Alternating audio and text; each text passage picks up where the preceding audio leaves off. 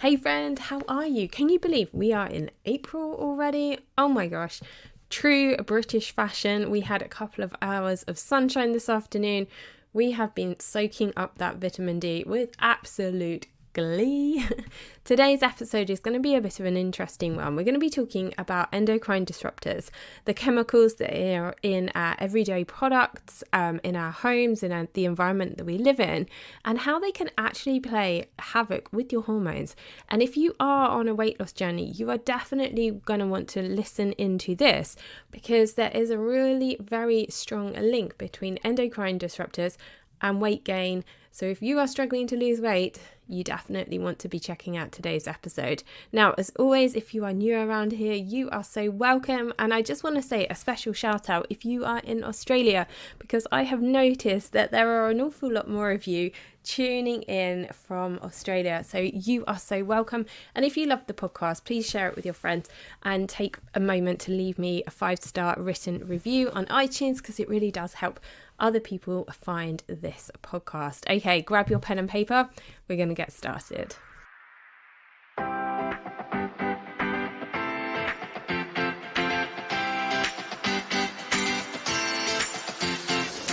Hey friend, welcome to the Fit Productive Mum podcast. I'm your host SJ. I'm an outspoken women's health advocate, productivity guru, daughter of the king, and a 40-something mum to a sassy, independent daughter. If you feel stressed out, overwhelmed, and hate what you see in the mirror, then that stops right here. I'm here to arm you with the knowledge you need to better understand your mind and body so that you can live a life free of diets, fitness fads, and comparison. If you're ready to commit to making yourself a priority, to reconnect with your body and be a present, productive parent, then this is the podcast for you. Grab that superfood smoothie and let's dig in.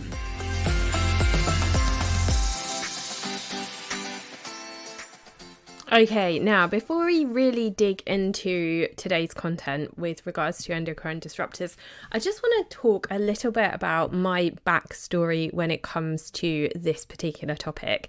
Now, just under 3 years ago, two of my very close friends, one of my absolute best friends who I've been friends with for years and years and years, just as we were going through lockdown, both of them found out that they had breast cancer. And it was a really, really difficult time, obviously, for them, of course.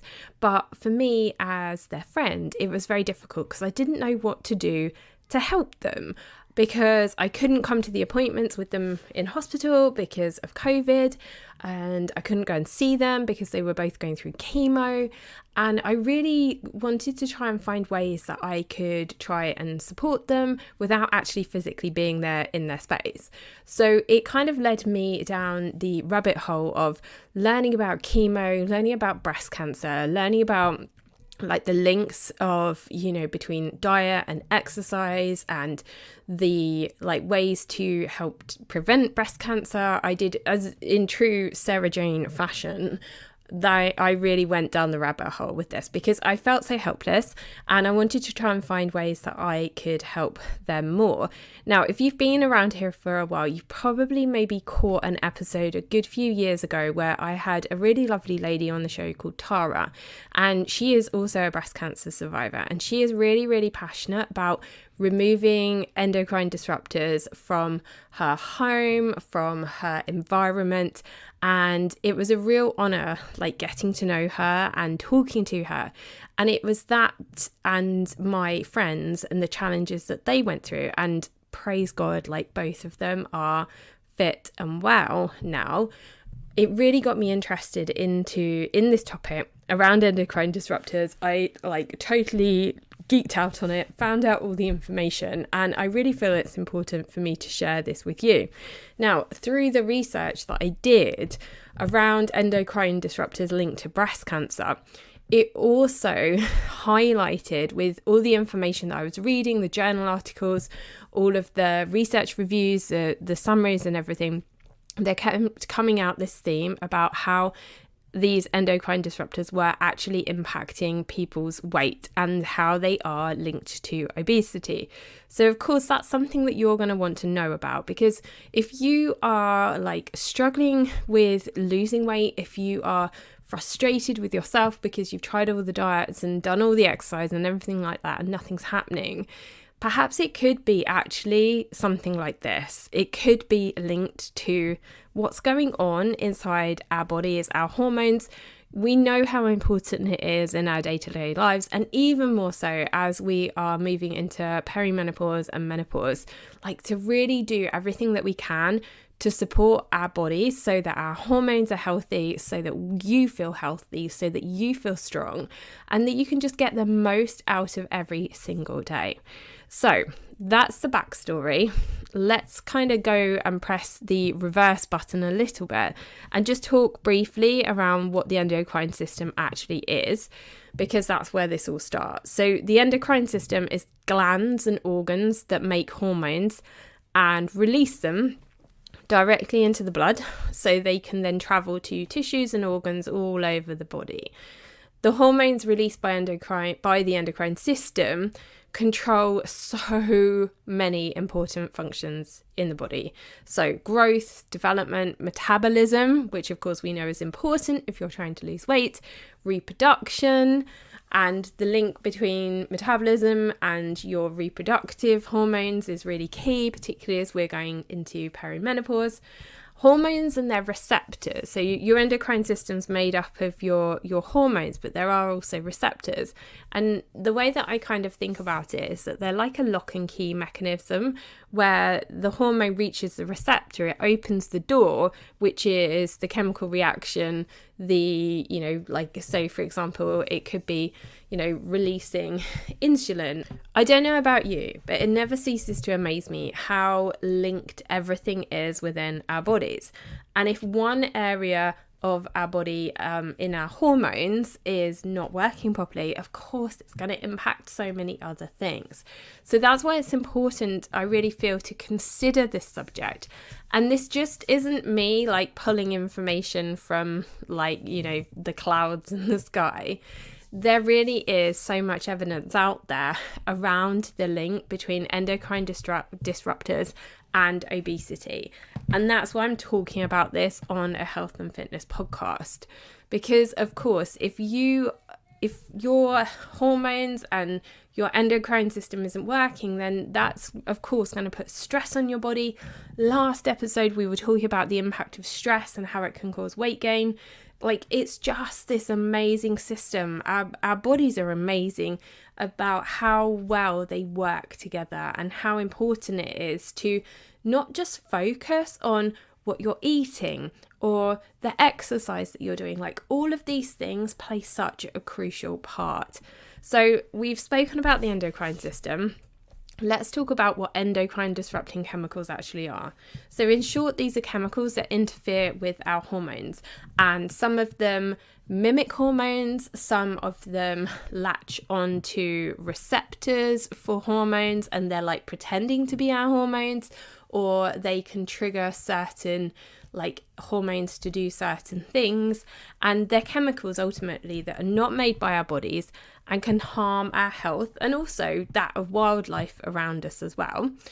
Now, according to the Endocrine Society, there are at least 1,000 known or suspected EDCs, and by EDCs I mean endocrine disrupting chemicals. Now, exposure to EDCs, even at low concentrations, has been linked to a lot of health problems, including breast cancer, which is where this whole journey started for me with my friends, as I mentioned earlier, prostate cancers, obesity, which is a key one if you are on a weight loss journey, diabetes, reproductive problems, and developmental problems. Now, it's important to remember that EDCs really continue to be used everywhere in our everyday products, and they are polluting our environment. Now, this isn't a environmentally friendly podcast. I'm not here to talk about the environment. We're talking about our health, our fitness, ourselves as individuals. But of course, everything that we do has an impact on the environment. So it's important to try and remove these endocrine disruptors, not just for your own health, but also for the health of the environment around us. And one of the sad things, and this is a UK particular area, and I'm sure like the whole situation in many other countries isn't that great either. But in the UK, our cancer prevention plans don't recognise the risk EDCs pose to our health and the need to reduce the exposure in our homes, our workplaces and the environment. And I've certainly seen a lot of like American influencers talking about endocrine disruptors and how they can impact your health and your well-being. So I know this is just not one conversation that we're just having here in the UK. Now, as I mentioned before, EDCs are linked to many health issues, but from a fitness perspective, they are linked to obesity. So that's why I am talking about this today. So if you are on a weight loss journey, then it is worth considering removing EDCs wherever possible to support your weight loss goals, but also to reduce the risk of cancer and any other linked health problems as well. So let's dig into how EDCs are actually linked to obesity. So endocrine disrupting chemicals can mimic hormones. They can pretend that they're hormones or receptors. So when EDCs block connections between hormones and the receptors, so if they stop that normal process from happening, they reprogram the parts of the endocrine system that govern metabolism, energy balance and appetite. And a couple of episodes I was talking about the hormones that are linked to that hunger. So if you imagine that these endocrine disrupting chemicals that are in our daily environments can actually trigger those hormones to react and to maybe tell you that you're hungry when actually you're not. So you can see the link and the problem that we have because it's stopping your body from playing like its normal natural roles. So EDCs can change your sensitivity to glucose. They can change the metabolism of lipids, so fatty acids. So all of these things give us that predisposition to potentially gaining weight. So really the point is that these EDCs, the endocrine disrupting chemicals, can impact our metabolism and they can cause our metabolism to potentially slow down. They can impact the metabolism of glucose. They can impact the metabolism of fatty acids. So they can change the natural programming that our body would have. And that is why they are linked to an increase in obesity. So that's the science behind it. That's why we're talking about this. So what can we do about it? Now, of course, from a wider perspective, you can't change everything in the environment, but what you can change is some of the things that are within your personal environment. And we talk about something called the body burden. And by the body burden, what we mean is the fact that in your day-to-day life, you come across lots of EDCs in the environment. And that can be from the food that you eat, the packaging of your food. It can be the products that you're using in your home, your personal care products, your work environment, your school if you're at school, your car, being in a city or a town. All of these things can impact the amount of EDCs that are in our body. So you don't have control over all of those things, but you can make some small changes to your day-to-day life so that you can then reduce that body burden. And that's going to help balance your hormones and help your body to work in the way it should be working. Now, I'm going to be talking to you in more detail through coming episodes, but today we're going to give a big high-level overview on 3 key areas that perhaps if you were just to address one of these would have a huge impact on this body burden and the amount of EDCs that your body is having to contend with, which potentially could improve your metabolism to help you lose weight if weight loss is your goal. So 3 key areas that we're going to look at today from a high-level perspective are cosmetics and beauty products, cleaning products, and plastics. Now, I know that all of this information can feel a bit overwhelming to start with, but try and focus in on maybe just picking like one thing, changing one thing. Go to the show notes to look at some of the recommendations that I have for like some really key, impactful products. What I've tried to do is find companies that are in the US, Australia, the UK, Canada, because that's where you guys, most of you listening to me, are, and companies that I think are like ethical, that have a good like track record with clean products and that sort of thing. But really, when it comes to changing things, I'm not saying go out and go and spend a whole load of money all at once and, remove everything at once. Like, as things need changing, replace them with something that doesn't have EDCs. And that's where that is, and that was and still is a process that I myself am going through too. Okay, so let's start off with cosmetics and beauty products. Now, in cosmetics, endocrine disrupting chemicals are often used to prolong shelf life. And if you think about it, it really makes sense. So one of the first things you can consider is actually where you buy your products from. Because if you are going to like your local supermarket or grocery store or whatever it is that you guys call them in the other countries, like just imagine the process that those products have to go through to get on the shelf. So of course it's going to have ingredients in it that is going to want to prolong the shelf life. Now, if you actually kind of like buy something online, you're going to be already cutting out the middleman, which is why a lot of the companies that are like producing products that don't have EDCs, a lot of them are products that you will find online rather than products that you are finding in like your store down the road. And that is because they can then make the product and ship it straight to you. It doesn't have to go through that extended period of it going into a shop and sitting on a shelf.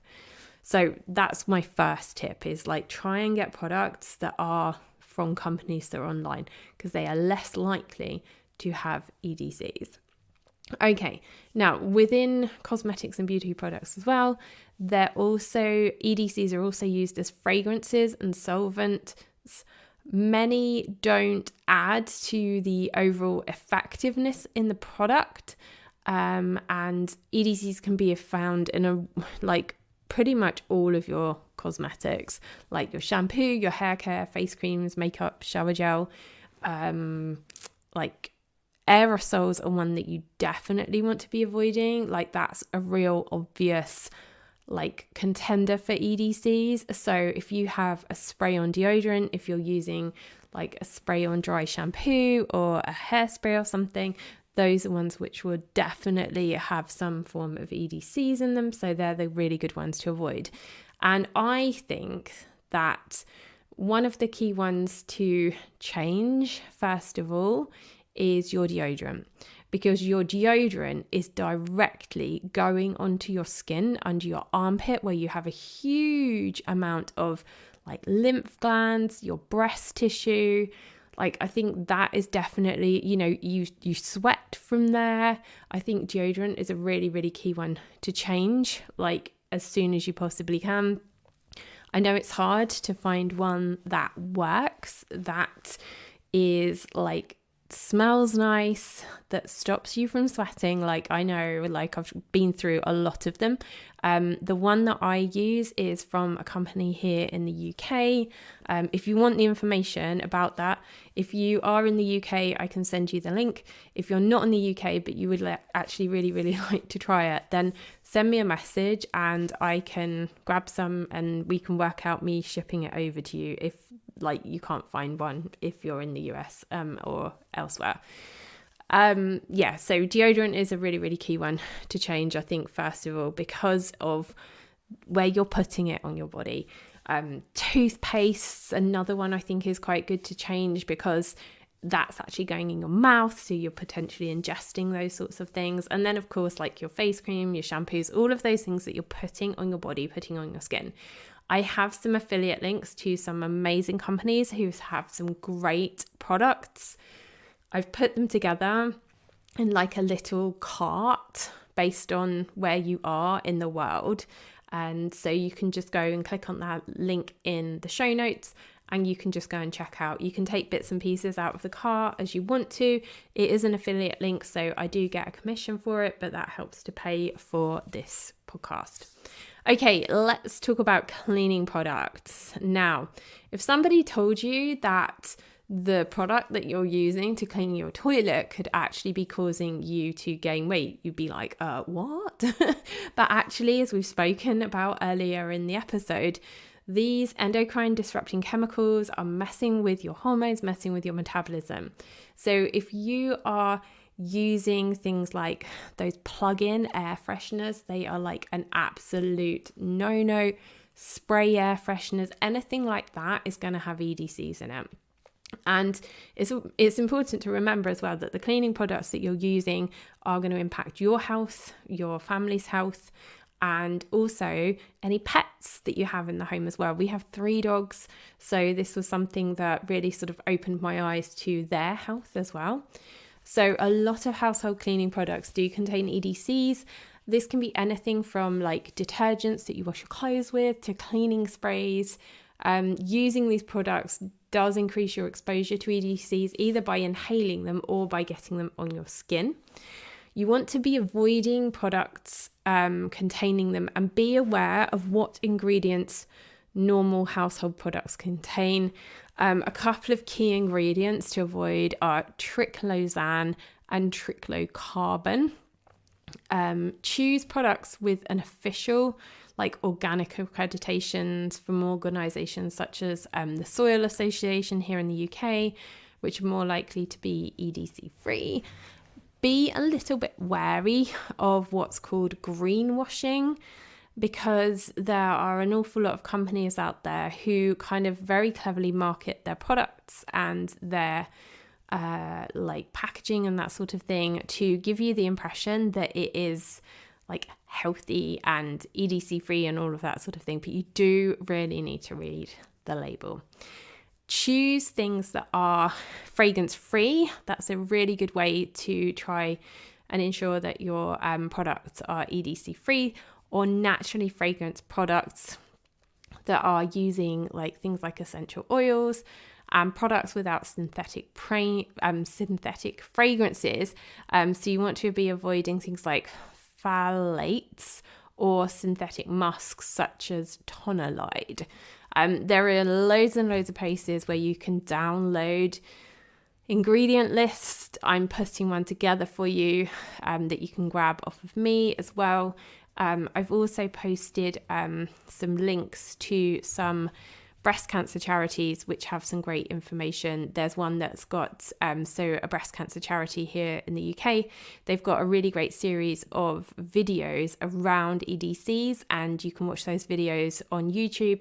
So go and watch those if you want to dig into this and like really, really dig into this information. Okay, let's talk about the third one, which is plastics.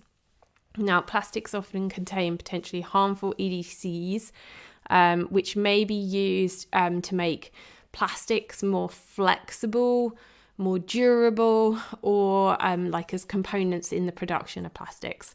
So, and hopefully I say these words correctly, you have probably come across the bisphenols such as BPA and BPS. You've probably heard of BPA, that's for sure.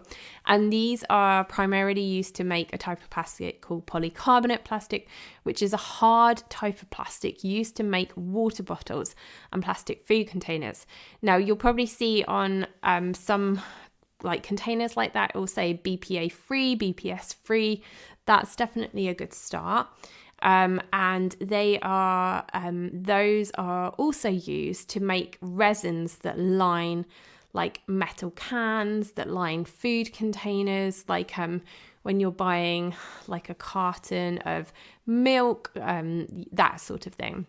And long-term exposure to these can be linked to like all of the risks that we were talking about earlier, like breast cancer, obesity, diabetes, developmental issues like impacting your metabolism, And it's important to remember, of course, these BPAs and BPSs are in things that you are consuming.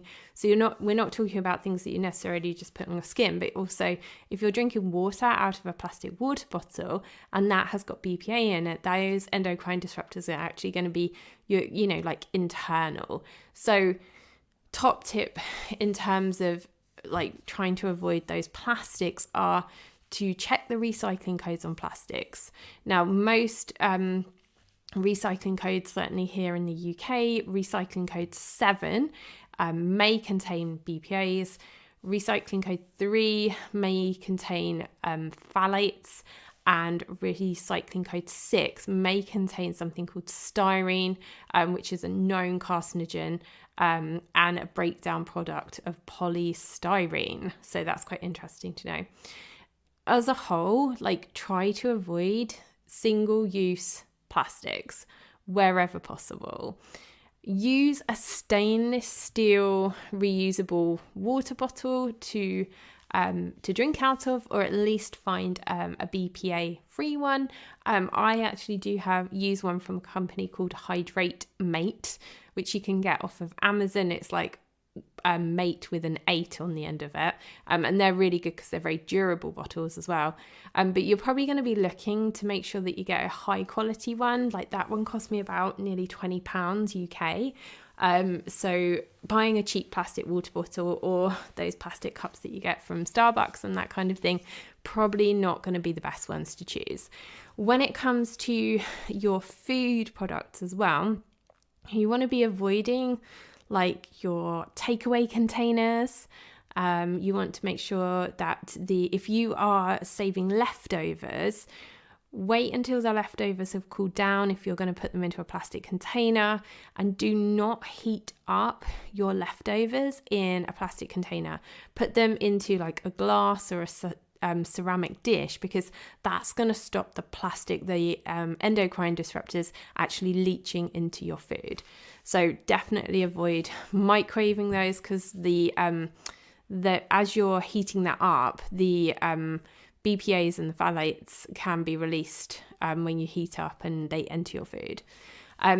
Try to avoid buying consumer items made from polyvinyl chloride, which is PVC. So things like your flooring, your shower curtains, those can contain a lot of endocrine disruptors. I mentioned this earlier. Limit the amount of canned food and takeaway food that you eat. If you do buy canned produce, if possible, rinse the contents before eating, because the lining of those containers often contains endocrine disruptors. Opt for wooden or metal eating and cooking utensils, because again, that's going to reduce the amount of plastics that are getting into your food. And do not allow what are called PET bottles to get warm for long periods. This was something that came up. If you are somebody who drinks a lot of water out of, if you're buying water in plastic bottles, don't leave those plastic bottles where they can get warm, because there's an awful lot of information out there, and I think there was like a court case or something in the UK, or a terrible story of somebody who had been drinking like water, like buying water in plastic bottles, leaving it in the car, and it releases a metalloestrogen, which of course is linked to breast cancer. It's something that mimics estrogen, switches on switches on your hormones unnecessarily, and can cause all sorts of things that we've mentioned earlier. Okay, now I'm going to stop there because I could go on about this stuff forever, because it really is something I feel incredibly passionate about from a health and fitness perspective, but just from a health perspective, having seen 2 of my really close friends go through breast cancer and finding out more about EDCs and how they are linked to cancer. Now, of course, I'm not a medical professional. I'm not the oracle. Go and do your own research. go and start off with those videos that I've linked in the show notes from a cancer charity based here in the UK. Really informative.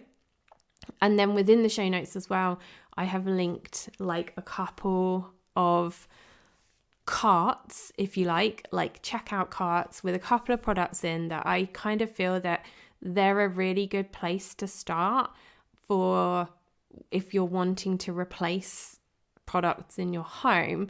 Those are a really good place to start without spending like a ton of money, because I know, like, you know, of course we want to be fit and healthy and, you know, do the best that we can, but that does come at a cost financially, and it's important to do it at your own pace, in your own time, and to do what works for you. So I have linked with some affiliate companies. Some are here in the UK, some ship abroad.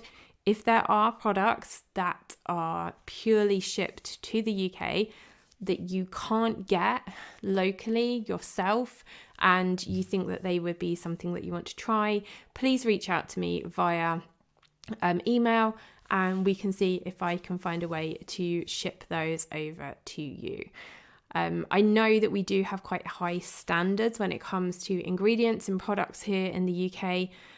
So if it's something that you want to give a go, then I will try my best to like help you and get that over to you in some form or another. Okay, so let's just recap, because there was a whole load of information there. I know that it can feel really overwhelming. When I found this information, I really did feel quite scared. And of course, this episode is not about scaring you. Like, that is not what I'm trying to do. I'm not trying to be like fear-mongering you or anything whatsoever. It's just about giving you the information so that you can figure out if this is something that might help you. So we touched on the endocrine system. We talked about what endocrine disrupting chemicals are and how they interfere with your hormones, and the fact that these chemicals mimic hormones. They pretend to be hormones. They switch on like chemical reactions in your body that shouldn't be switched on, and they can cause your metabolism to change, which of course will have a knock-on effect on your weight. So if you are on a health and fitness journey and weight loss is your goal, you definitely want to be thinking about these things.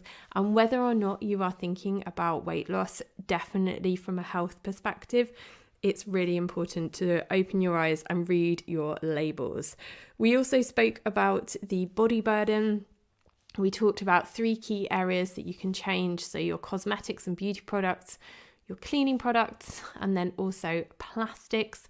I think if you could just focus in on one of those, and even if it's a really small change, like you change your water bottle out and you get a metal water bottle instead, that's going to have a huge impact. So small steps, one at a time. And of course, if you have any questions, you want some more recommendations, you want some more support with this, please send me a message and we can have a chat. Have an amazing day, my friend. Have an amazing week. And I look forward to connecting with you in the next episode. I hope you loved today's episode and that you learned something. And I pray it blessed you in some way.